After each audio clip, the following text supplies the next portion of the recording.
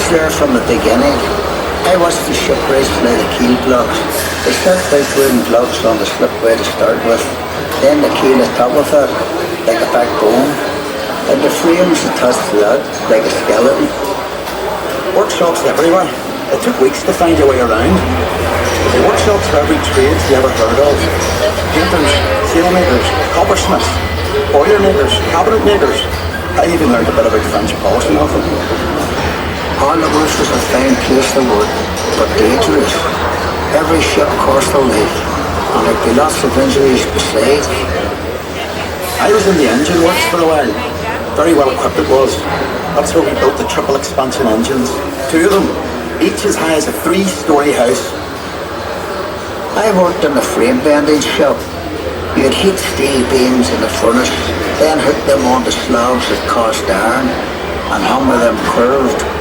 It was skilled work. You had to bend them more than you needed because the frame straightened out a little when it cooled.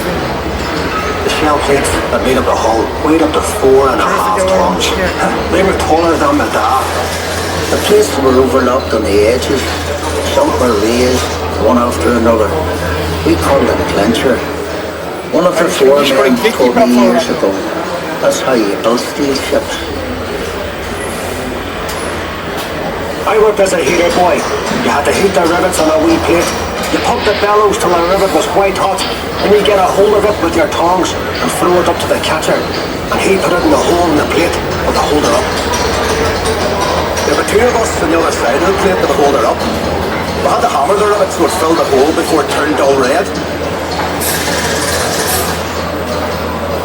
The double bottom.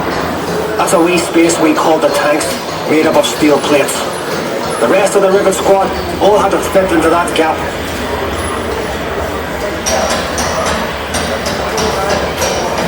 One of the 4 men would check each rivet with a special hammer.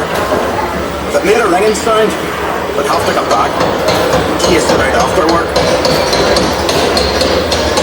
I'd get scared working down in that double bottom. You only had candles for light. And the constant hammering against the shell plates. You could hear it all over Belfast. Some of those boys ended up stone deaf, so they did. We were paid 31 bob a week. The heater boy in Catchwell got 16 bob. But we all worked the same 54 hours. 54 години pracovali. The upper deck was steel too, and part of the strength of the ship. There's no straight lines on a ship, and when you look down the other deck, you can see the shear of the hull, a stop for reflection at sea. The stern frame had to be strong enough to take the rudder and turning in heavy seas.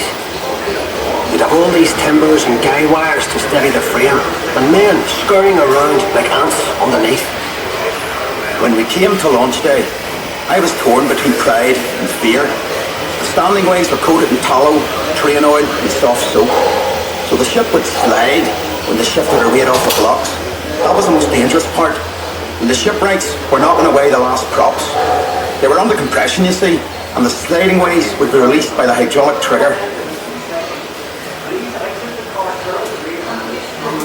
100,000 people watched the launch. Some paid a bob to sit in the reserved seating. There were extra trams laid on. Then we all went off to the pub to wish her well. Doc, you were proud to be an island man that day. And Titanic was the pride of Belfast.